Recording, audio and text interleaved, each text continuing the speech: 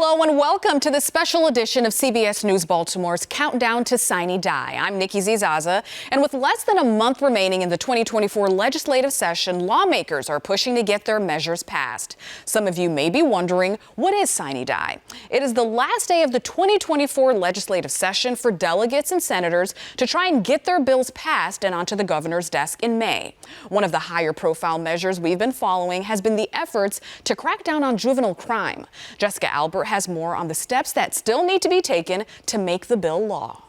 For the president, juvenile law reform. With a 43-2 vote, the Maryland Senate passed its version of the juvenile law reform bill Monday night. The bill gives the Department of Juvenile Services the ability to charge kids ages 10 to 12 for certain offenses like gun possession and auto thefts, and focuses on rehabilitation and accountability. It holds the entire system accountable. Senator Will Smith from Montgomery County is one of the sponsors of the bill. Now we're going to have a commission that takes oversight and looks at the Department of Juvenile Services, reports on what they're doing, identifies gaps in services, and then makes recommendations on a continual basis. The Maryland House of Delegates overwhelmingly passed a similar bill last week. The House's bill differs when it comes to penalties for juveniles arrested for auto thefts. They have a first-time diversionary program, and then you're still within delinquency jurisdiction. We have mandatory sins throughout, so that's a difference. I don't think any of it's insurmountable, but it is a distinct, it's a very big difference between the two. Those differences are what caused Senator Charles Sine from Baltimore County to vote no on the bill. The bill on the House side offers graduated penalties for the offenders. As I was telling my colleagues, I can't put a green vote up there if there are things that I'm seeing in the bill across the street that I'd like to see in our bill. You just can't do that. Well, still to come on Countdown to Sine Die. Less than 1 year after his early release, a convicted sex offender is charged with brutally killing a young tech CEO. I'm Caroline Forback with a mother's fight to end good behavior credits for violent offenders.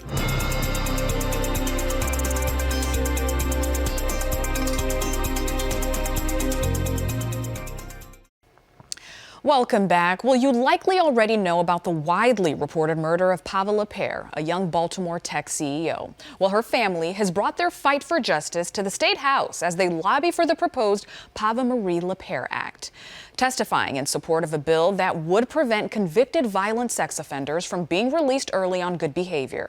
Our Caroline Forback spoke with Vaa's mother about her fight to prevent other families from going through the same pain the Leers endured and to keep her daughter's legacy alive. Caroline Leer is living every mother's worst nightmare. If this circumstances had been different, perhaps that man never would have been out and my daughter would still be with us. Her daughter, 26-year-old Vaa Leer, a promising tech CEO, was brutally murdered at her Mount Vernon apartment in September. The man charged with her murder, Jason Billingsley, had been previously convicted of sexual assault, but was released early on good behavior credits. When he was out, he did more heinous acts, including her death. That's why Caroline Leer testified before state senators in favor of the Vaa Leer Act, sponsored by Senator William Smith. If passed, the bill would do away with the good behavior or diminution credits for those convicted of first-degree rape and the most violent sex crimes. I think this will be very helpful because it makes for a safer community. Leer also testified Tuesday for the Vaa Leer Legacy of Innovation Act to provide startup grants to student entrepreneurs in Baltimore, something she says Vaa always dreamed about. There are a lot of entrepreneurs out there, people with good ideas who want to make changes, don't know how to go about doing that. Let's empower them. Leer says she's motivated by the love she has for her daughter. I'm bringing about something good. It was horrific loss. And she'll continue fighting for safer communities and uplifting aspiring entrepreneurs just like Vaa. Vaa had big dreams and she was in the process of fulfilling them. So we don't want to take a bright light like that and think that it goes away. It doesn't. Reporting in Annapolis, Caroline Forback, CBS News, Baltimore. Still very heartbreaking. Well, still to come on Countdown to Sine Die. Hear from lawmakers about the proposed expansion of online gambling and the potential economic impact for the state of Maryland. Alice Glaze gets the latest from Senator Ron Watson. That's when we return.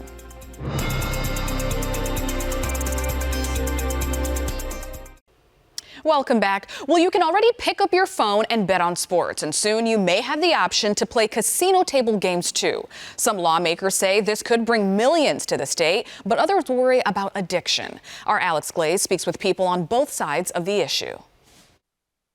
While some say they want to be able to play online casino games from their mobile devices, others are asking the General Assembly to stop the expansion of online gambling until we have a full understanding of the impact online gambling has had on Marylanders.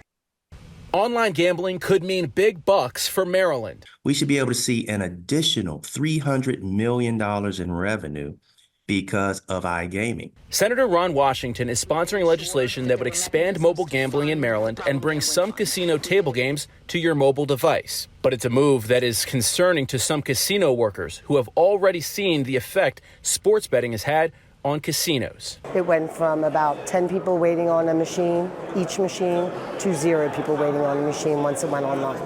It was that quick. Casino workers who spoke to WJZ say they rely on tips for income. They believe expanding online gambling would mean less customers showing up in person. Senator Watson says expanding online gaming won't mean less jobs. He says in Nevada, there are special studios where dealers cater to online players. What they've been able to do is create a studio. It is a casino with no patrons, but it's a studio where they have 700 jobs. And the jobs of these dealers in there are to deal live games. There are also concerns about gambling addiction. I think it's a dangerous, slippery slope that we are going to follow, just as we're seeing an increase with sports betting. I think iGaming is going to have a lot more Maryland residents at risk for becoming into addiction. MDBetting.com surveyed 1,000 Marylanders, and 75% of them say they want to see online table gaming legalized. And joining me now is Senator Watson. Senator, I guess let's just start here. Why is this the right time to expand online gaming in Maryland? Well, because we have a financial deficit, right? In 2027, 2028, the funding that we have put in place for our blueprint for education, which is our, main priority, kind of falls off a cliff. We run out of funding in 2028. The other mitigating issue is that expanding gaming requires the voters to participate. It has to go to referendum, and we can only do that every other year. So if we don't take an opportunity to do that this year, we have to wait another 2 years, which pushes us even closer to that fiscal cliff. So now is the right time to do it. And even if we don't pass the package in full, and when I say that, I'm talking about the implementation details, it is imperative that we do pass the referendum and let the voters vote on this. And some of the people who are against passing this legislation right now have brought up wanting to get more data, more information, because online gambling is so new in Maryland, and we don't really know the impacts that it's had necessarily on addiction. I guess just what is your response when you hear people that are clearly concerned about an increase in gambling addiction in this state when it comes to expanding before we really know how big of an issue we have on our hands right now? Well, personally, I think it's a stalling technique. We've got tons and tons of data. We've brought the industry experts down here, testified in both chambers. And look, we have the ability once and for all to utilize technology to deal with problem gaming. Think of it right now. You go into a casino, somebody has to observe you doing something that doesn't seem quite right and know you have a problem. Online gaming allows you, one, to self-identify, set your own curbs and term limits on how much you can spend, has the ability, because you're putting your information into the system, that someone can contact you, reach out to you, to see if you need help based on betting patterns and trends. We're also taking the data that we get from iGaming, and we're providing it to some of our research centers who study iGaming, our HBCUs here in the state, to help us look at patterns and trends and to see what can be done. Also, when we implemented sports betting, there was no revenue stream associated with problem gaming. We've actually added a revenue stream, which should come out to be quite substantial for folks to continue to do that research. So I think the curves are there. It's been done successfully in other states. Our 6 surrounding states all have it. Everything has been successful. The wheels have not fallen off. And I think we need to move forward and say we have to capture this $300 estimated million revenue stream. I think it's vitally important for the future. All right, Senator, thank you for your time. Thank you. And now for a closer look at this proposed legislation and what Marylanders should look out for as the session comes to an end, we turn to politics editor John O'Connor from our media partner, the Baltimore Banner. Hello there, John. So looking at the session so far, what are some of the highlights? Well, I'd say the biggest thing is still kind of yet to come, which is the state budget debate. We are seeing that the Senate and the governor have one position, which is we're going to kind of make some trims to the budget. That'll help get us into balance this year, and then we'll worry about kind of these longer-term budget deficits that you've heard about in the out years down the road. The House is saying this year we should raise the taxes, and we need to increase revenue. And so you've seen House leaders propose expanding the sales tax to services, which could raise as much as $3 billion in a year. Now, they said that they're negotiating the details here, so it could end up being a much smaller sales tax increase, but that's the big disagreement right now, is whether or not to raise taxes this year in the budget. In terms of some of the other big things, the juvenile justice bills that have been a big priority since last summer are moving. There's some minor differences to be worked out there, but for the most part, it seems like lawmakers kind of agree on what to do, which is to extend the ability to put some of these young people on probation, extend the amount of time that they can be on probation, as well as expanding the number of crimes for which kids aged 10 to 13 years old can be charged with. Wow. And John, with all of that in mind, those key points that you mentioned, what can Marylanders expect in these final few weeks? Well, we are coming into kind of a very crucial week here. Monday is what's known as crossover day. And any bill that doesn't go from one chamber of the legislature to the other by the end of the day Monday, in most cases is a dead bill. So you're going to see a flurry of activity on Monday. That'll give folks who are paying close attention an idea of what's going to come over the last few weeks of the session. But the big picture things to get done here are the budget. There's a bill that talks about raising the tax on guns and ammunition sales. And then Governor Moore's priorities, including some bills that would make it easier to build housing around the state. Those bills we're hearing are going to move, but they haven't moved yet. All right, John, thank you so much. All very good information to know. Appreciate your time, and thanks for joining us today. And look, if you'd like to see more coverage of the legislative session and other independent reporting from our media partner, the Baltimore Banner, head to thebaltimorebanner.com. And look, Maryland lawmakers are pushing a bill that would give judges a set of clear guidelines in criminal proceedings when it comes to introducing song or rap lyrics as evidence in a trial. It's called the PACE Act, and sponsors of the bill say the state has a chance to lead on this issue. Stefan Dingle joins us to explain the bill and how it can protect creative expression. Lawmakers held a hearing on Senate Bill 662, titled the PACE Act, which stands for Protecting the Admissibility of Creative Expression. More specifically, they're hoping to avoid criminal convictions of Maryland artists by placing guidelines for judges to submit those lyrics as evidence. We have an obligation to prevent bias from entering the courtroom, and we must safeguard the entrance of art as evidence. And the use of rap lyrics as evidence has put innocent men behind bars for years. A number of cases like this has been documented for years, but researchers say in more recent times there have been at least 700 different instances of lyrics being used against artists in court. But Eric Nielsen, the author of Rap on Trial, says it doesn't account for sealed court records in juvenile cases or plea bargains, which would make that number even larger. So we know that the 700 we've found should probably be followed by at least 1 or 2 zeros.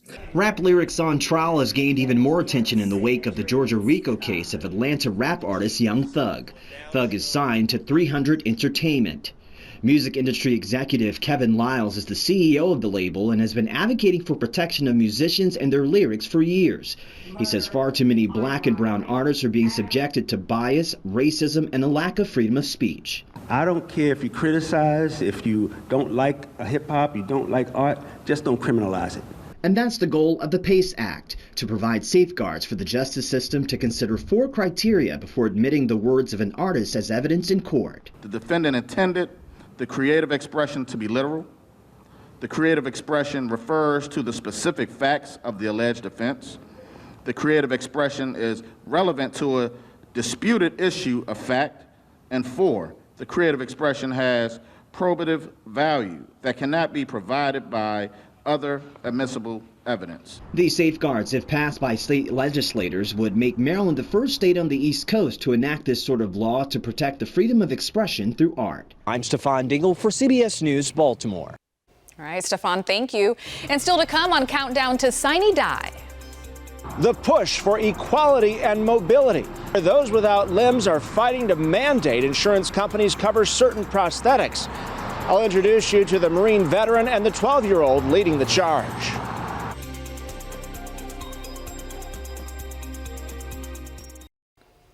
Welcome back to our Countdown to Sine special. Many of us take for granted being able to walk and run when we want. Denise Koch explains there's a bill being proposed to help people pay for prosthetics. In Annapolis, amputees are fighting to make insurance companies pay for prosthetics that are essential for their mobility. Earlier, Mike Halgren spoke with some of the advocates supporting the push to mandate coverage that can change lives right here at home. I snowboard, I surf. There's so much things that I'm able to do by the access that I'm allowed. I want to be able to give that to other people. It gives you your life. 100%. John Edward Heath is a Marine veteran and Paralympian who lost his leg after being hit by a drunk driver. He's now fighting to mandate that insurance companies in Maryland pay for more than just a single prosthetic for those who have lost limbs. So what this legislation is doing is giving individuals their life back. People that lose their limbs have to relearn how to walk, you have to relearn how to run. It's reprogramming your brain to be an amputee, right? In order to do that, it is required to have a secondary prosthetic. Right now, most coverage provides one prosthetic leg for walking alone, but not those needed for running, swimming, or other physical activity. Heath was covered through the VA, but others are not so lucky. If you decide to go run, you put on a pair of shoes.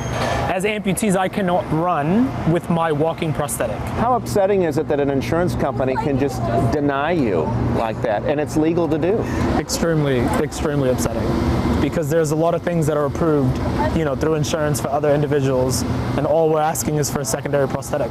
I underwent 13 lower extremity salvation surgeries. Heath and many others who've testified before lawmakers say the costs are minimal, between 1 penny and 37 cents a month for premiums.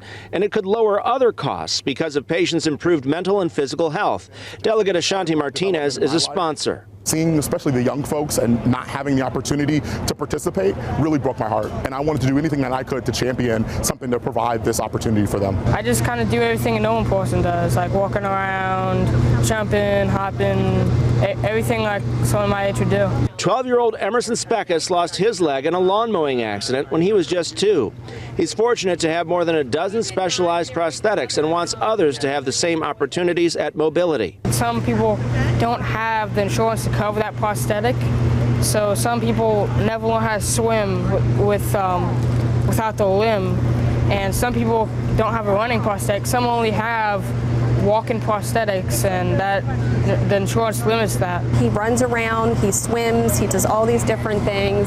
Doesn't really have anything that can stop him too much. So, but everybody should be given these opportunities to be able to do the same things. For advocates, it's about equality, making sure those without limbs can live their lives to the fullest. Amputation doesn't pick you.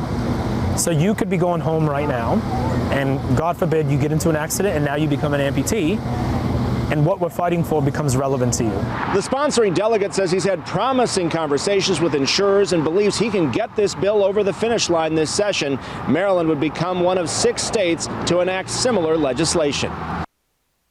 All right, joining us live now is Mike Halgren. Good to see you, Mike. And what an impactful story. I think most of us had no idea that this was an issue. I mean, we just assumed that if you have a need, the need is fulfilled by your insurance company. So you pointed out that the cost is so minimal. What are the objections of these insurance companies? Do we know? Denise, some insurance companies just don't want to pay for it, but there are negotiations that are ongoing. So the sponsors of this legislation are hopeful that they'll be able to work out a compromise. About the middle of this month, we'll know which bills die and which ones make it through. They are confident that this will make it through. There may be some amendments, so we'll watch and see what those are. So what exactly are the next steps for the people that are trying to push this bill through? Well, they're going to keep fighting as much as they can. We ran into John Edward Heath while we were in Annapolis for another story, and he said, I've got something that your viewers need to hear. And he was with some of the children who have been testifying in favor of this, and they have testified multiple times in front of several committees in Annapolis. And he has such an inspirational story. I mean, he was hit by the drunk driver. He went through more than a dozen surgeries, had his lower leg amputated. His partner committed suicide during all this, and he was able to pick himself up and be a voice for the community. And one of the things that was to his advantage is that he has VA coverage, and so he was able to get all of these specialized prosthetics paid for to help him with athletic competitions. In his research, he says that disabled children are 4.5 times less likely to engage in physical activity than others. So this is so important, and when people are able to get out and run and swim and do all those kinds of things, it will ultimately, he says, reduce other healthcare costs. Absolutely, I can see that. And it's something that if you have all your limbs, if you're lucky enough to, you never consider the fact you need a different prosthetic for a different activity. So let's say this bill passes, who will it impact? It will impact really anyone who has lost a limb and can now go to their doctor and they can get approval to get, say, a specialized prosthetic. I mean, if you only have the prosthetic, the basic one for walking, if you try to run on that, it could break, and then you might not have mobility, and you might have to wait months to get a replacement, and maybe that one would be covered. But some of these prosthetics can cost anywhere from $100,000 to $150,000, and most people just can't afford them, Denise. Wow. And if they can invent them, and if they can create these incredible prosthetics so that people can run and jump, it seems to me they should be able to have them. Fascinating report, Mike. Thank you so much. Well, let's hope it passes. We're going to watch it as it goes through the process. If it does pass, this bill will go into effect January of 2025. Nikki, back to you. All right. Well, Denise and Mike, thank you. Now, as we come to the end of our countdown to our Sine Die special, we want to remind you of some important dates coming up at the State House. Now, as we mentioned, we are less than a month away from Sine Die on April 8th. Then, as legislatures enter the post-session period, they have 20 more days to present their bills to the governor. Now, in the month of May, the governor will generally hold bill signing ceremonies where he signs many bills at a time. Then Governor Moore has until May 28th to sign or veto any bills before some begin to take effect as early as July 1st. Well, thank you for joining us for Countdown to Sine Die. CBS News Baltimore is committed to keeping you up to date with the latest on the State House and how new measures might impact you and your family. And now back to your regularly CBS News Baltimore programming.